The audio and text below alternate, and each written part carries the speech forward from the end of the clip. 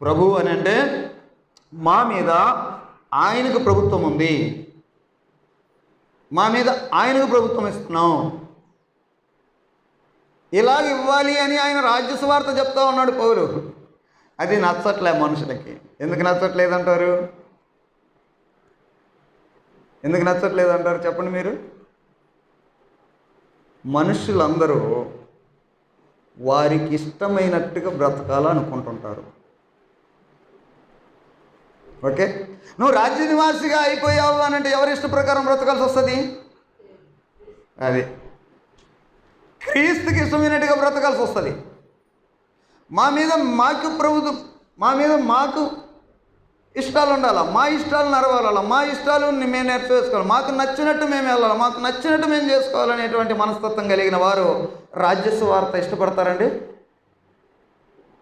అదే సమస్య.